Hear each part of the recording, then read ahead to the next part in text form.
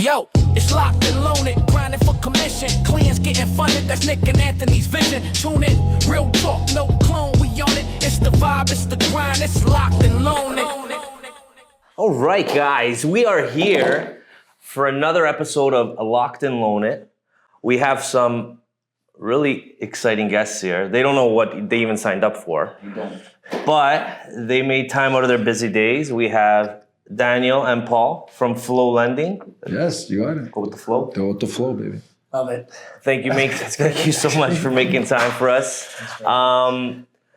Really just want to, talk about how you guys are finding the industry. Thought it'd be a good idea. Ant and I usually come up with our best ideas when we're drinking.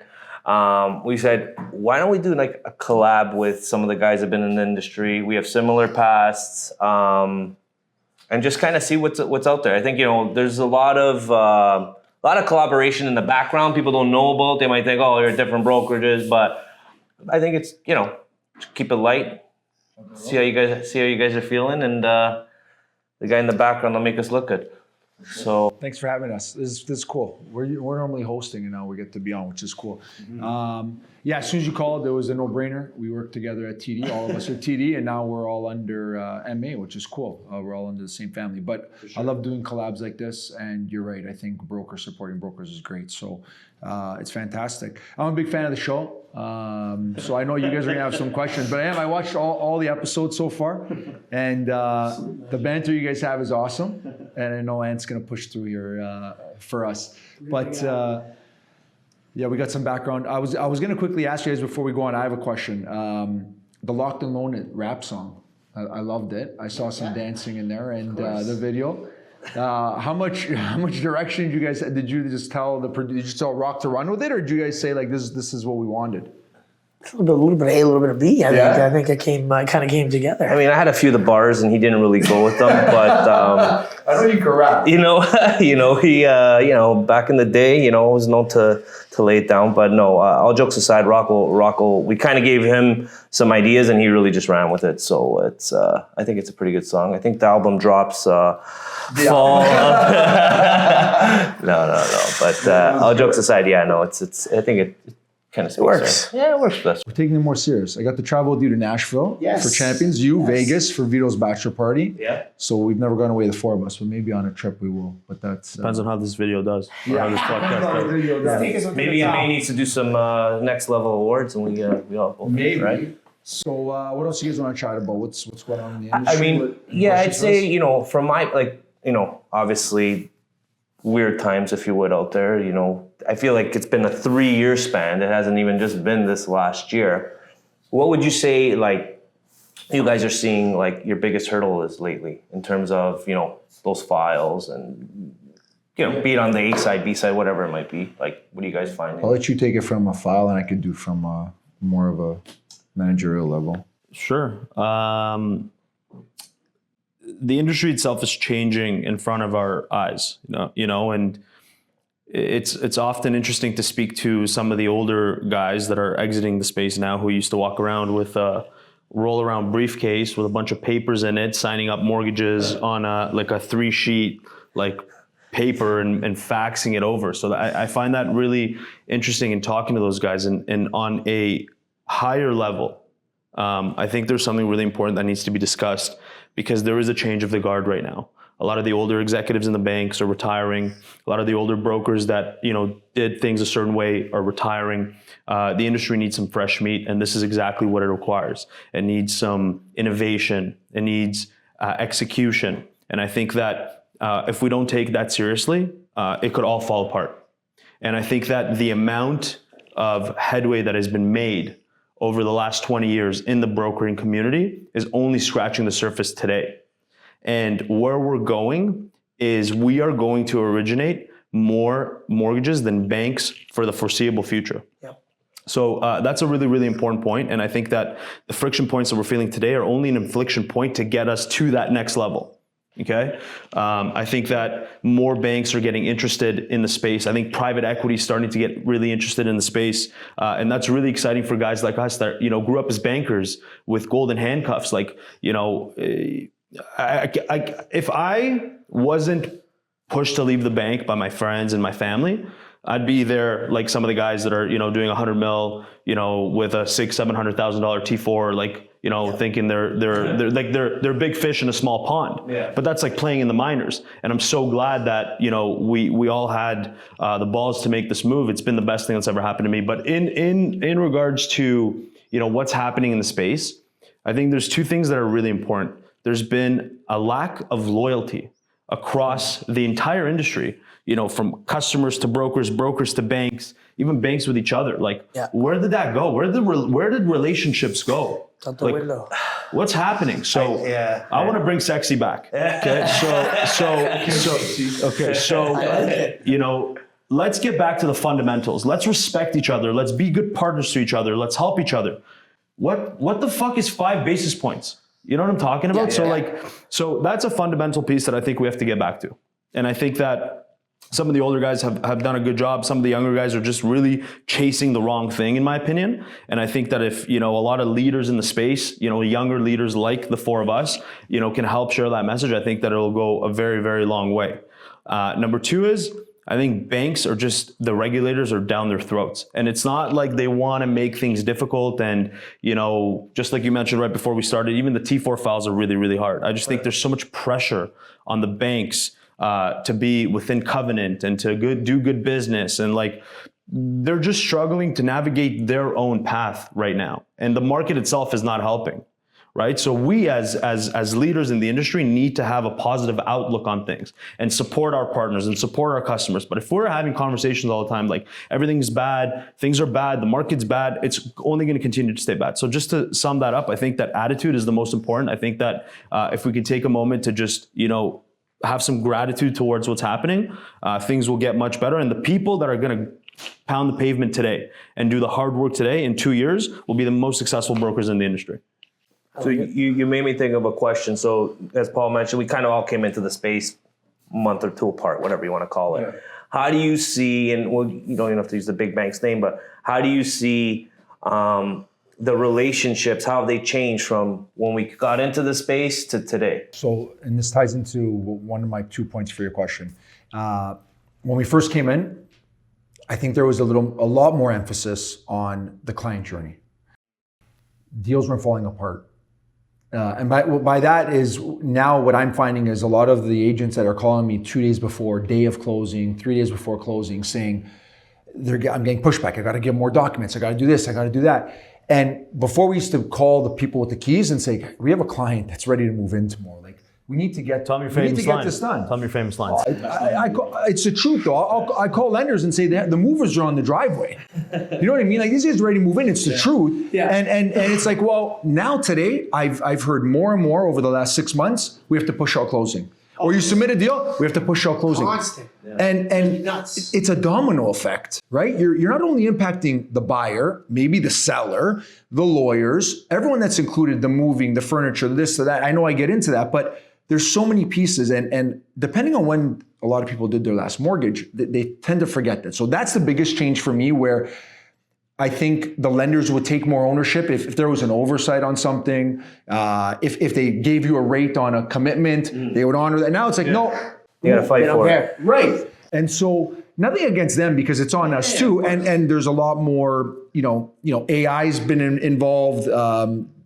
People that are doing some of the stuff that we don't touch, some of, the fraud and all that other type of stuff. I get why, controls are put in place. But if you provide, everything over and above, documentation, and you're getting everything, we need to get to the finish line quicker. And so to me, that's the biggest thing.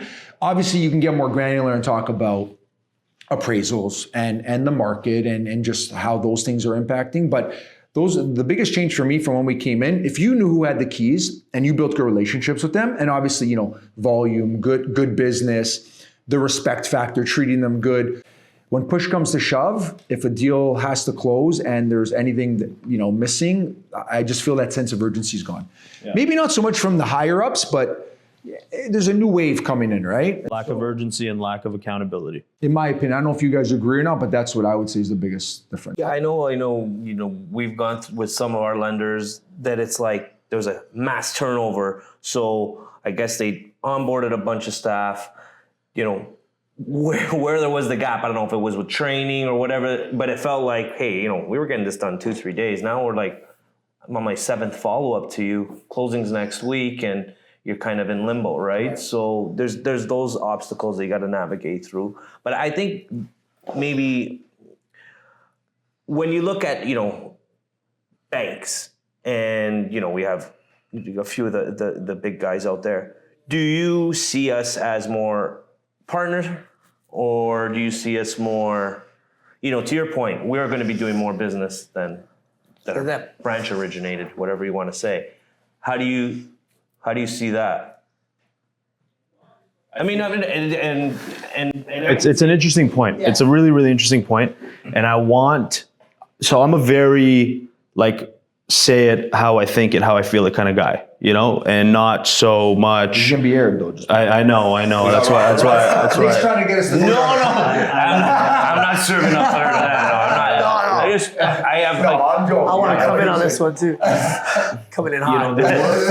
Coming hot. There were guys in some very influential seats that cared about brokers more than other execs. And the change is typically not the greatest for the broker community, but it's our job as brokers to do a good job at representing ourselves. And I feel like sometimes we just mismanage that. And you know how people will always look from their point of view. So we have to do a good job, like Paul said, of doing good business, not mismanaging those relationships, understanding that it is a partnership, not grinding them for every single cent that we can. It's got to be looked at long term. Okay. And I think that's where we have to do a better job as brokers. And I think that if we all collectively just have that mentality, and it's not all about squeezing an extra bip or squeezing an extra dollar or squeezing an extra exception, and just overall really reciprocating good business within each other, I think that this community will just explode. Anthony, I want you to come in hot. What I would say, Nick, is that right now, I know where I was going here. Right now is, when I look at 2021, 2022, banks couldn't compete with us. Truthfully, right? Yeah. You had HSBC, you had the best rate on the block. Scotia, we were just incredible with the policies. TD was extremely competitive.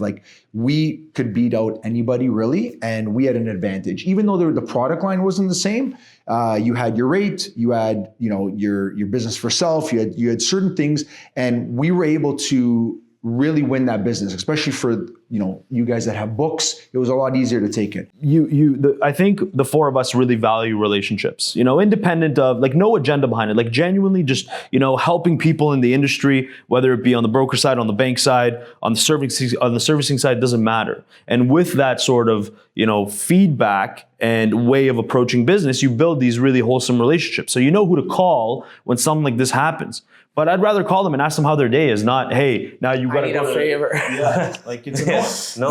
You're driving to Oakville for this one, but You said it. You said it when you started off, but it's crazy. That's good. The relationship is huge. It is. Your car. It really is. Yeah. Got a 35-minute drive. You need a bank draft. Why are we gonna do that? You know what I mean? It's nuts. I agree. It's nuts. I agree. Send the Uber. Yeah. Uber Courier is my best friend. Uber Courier. This is not a plug for Uber. But this too shall pass. We will get back to 5-year money at good rates. Maybe some more rate sheet lending with the ability to buy down just to be more competitive if need be, but a little bit more uniformity. I've been in mortgages since May 1st of 2017. That's when Paul hired me. That's when I started, and I've never and a broker since May 1st 2019, and I've never seen a bank inside or outside the broker space have a 50 basis point spread on fixed rates. Yeah. I've never seen that in my life. No. And that's mental. And how can you be a broker and advise a client knowing that across the street, something that you can't offer is better and cheaper? Yeah. So I'm effectively telling people listen, I love you. I can get you 404 on a 3-year deal, but if you go across the street, you'll get 389. But then I think back to myself, and I try not to be selfish, and I say, what about the first 3 months of the year when Scotia was cannibalizing the entire market and we had that opportunity? So again, like Paul said, it's cyclical, and we just have to be thankful for what we have. That 60-day close needs to come back. There's a plug. Yeah. What are you guys doing different in your businesses today than you were doing maybe when it was super duper busy? That's a good question. Paul asked me earlier, what made you want to do a podcast? Not that we're not as busy, but I think this is a good way to get our character out there a little bit, our point of view, getting you guys out there, share similar point of view. You know what I mean? So on the social media side, I'd say that this is one of the things that we've been doing differently. At the office, we went back to the roots, buddy. Yeah, fundamentals. We were writing handwritten letters to every single customer we ever had. Come on. Yeah, buddy. Because nobody, like our thing is, and we'll share tips, guys. This is free. But nobody gets mail anymore, really, right? Everything's online. You got email, but when you get a handwritten letter, you're like, let me open this bad boy. What do you write? We'll give them a market update, throw a recipe in there, A gift card, a little gift, just something to trigger, a thought or your name or whatever. Maybe everybody's not on, the Instagram, social media platforms. Yeah. We did a chicken marsala. We try and mix it up, given the season. Do at TD. It's spring money out those 8 weeks. Yeah, right. So, he's heard it numerous times. I use the garden analogy, right? Like, you have the garden, you turn the soil and you still don't see anything. You plant the seeds, nothing's growing yet. You put some water, and then eventually, we're gonna have some pasta fagioli together, right? But you have to really, to your point, if you keep at it and you get through these times, when it's the good times, you're gonna really be successful, right? So, I think that I'm not gonna lie, I kind of like these times a little bit. man. You weed out all the crap.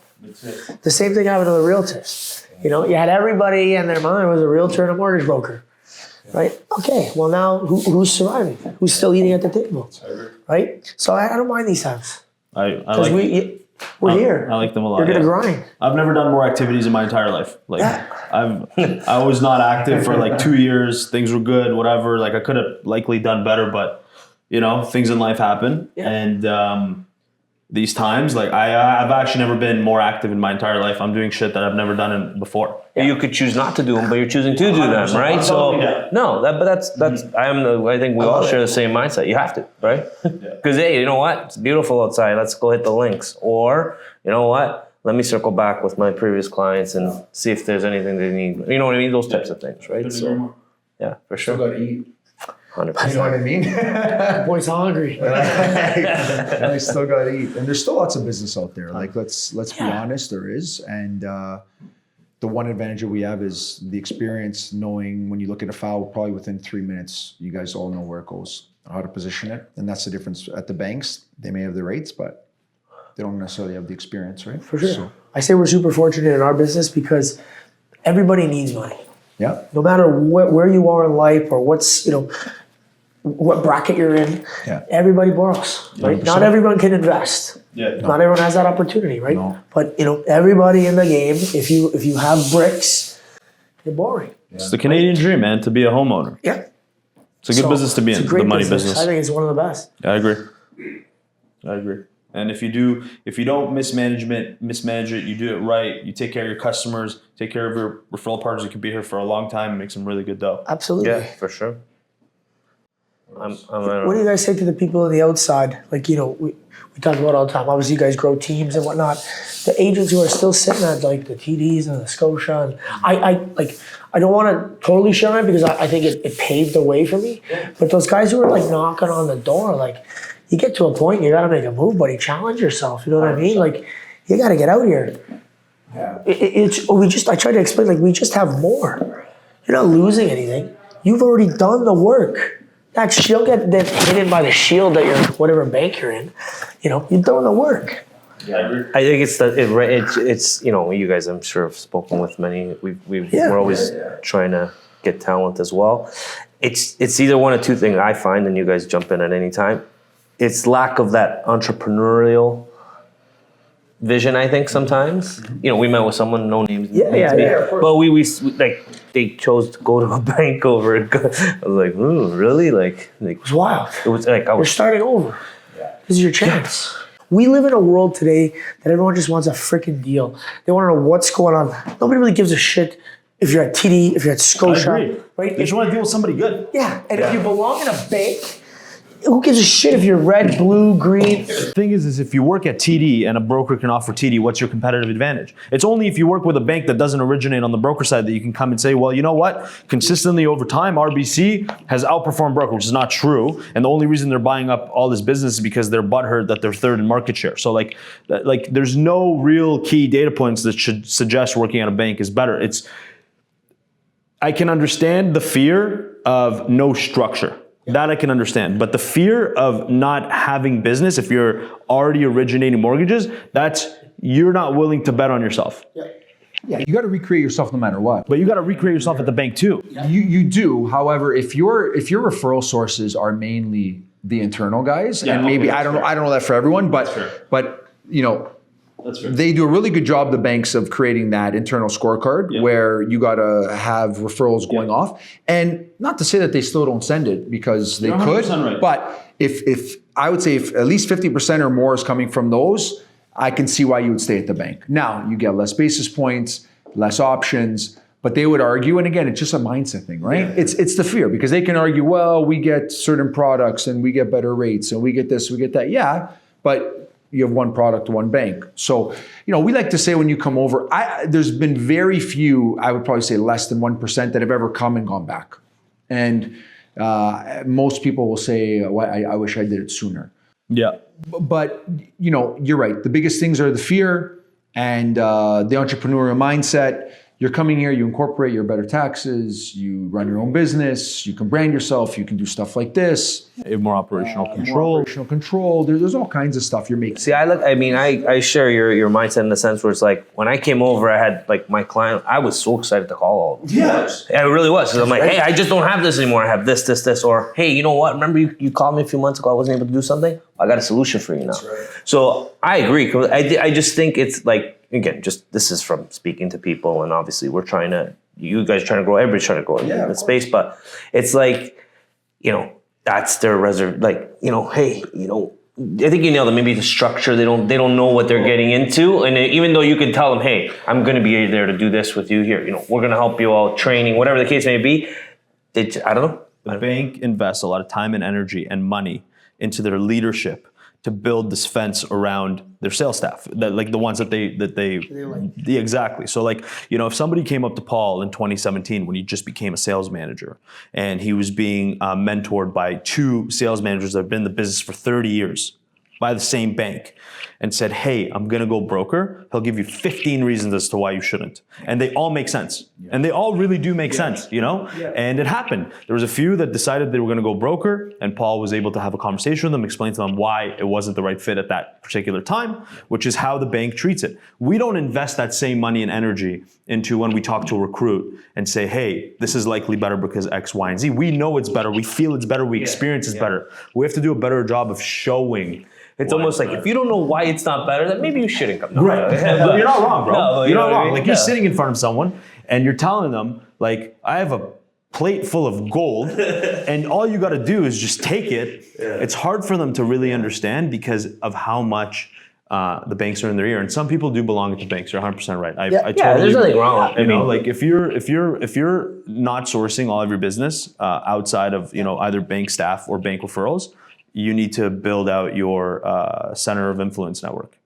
But if you're originating all your own business, you need options. You are wasting your time. Dude, like you're just, first of all, you're giving away half in taxes. That's number one.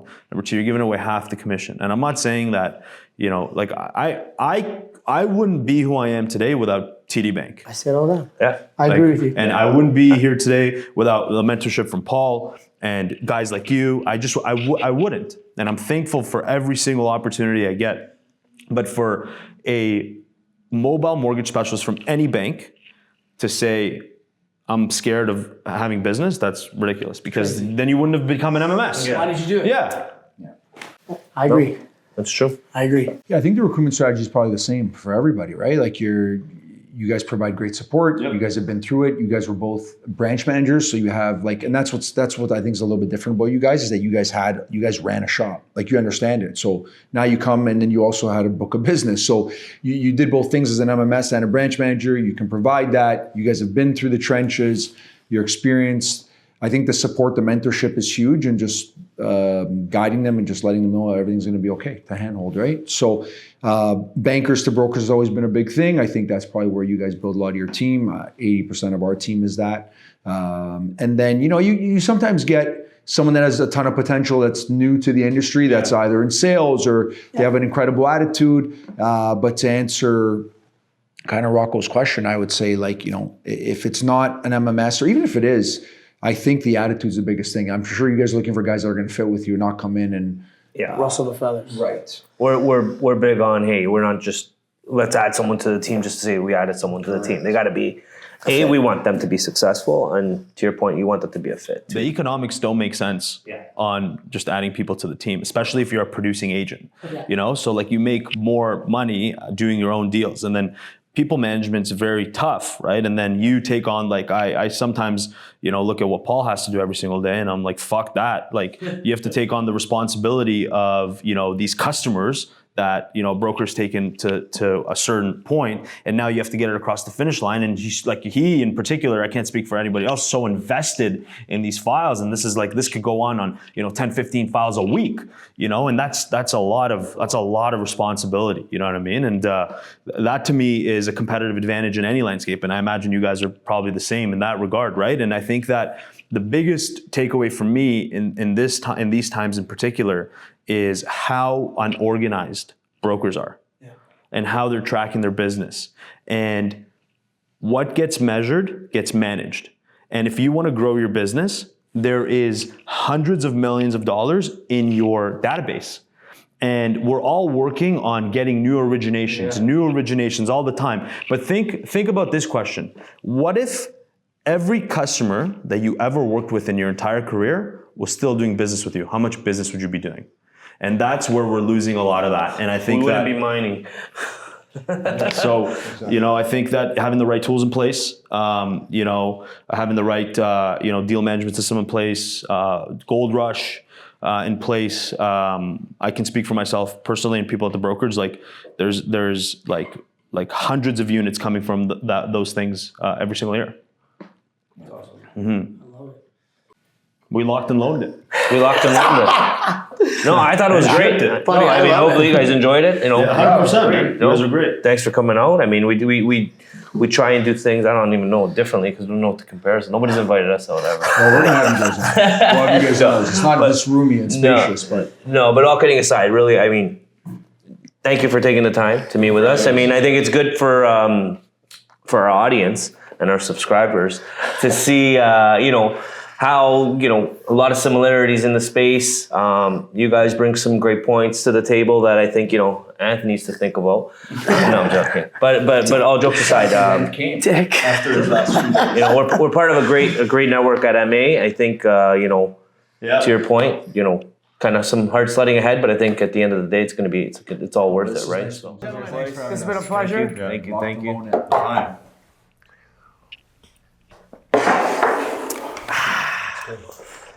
It's awesome. Well done.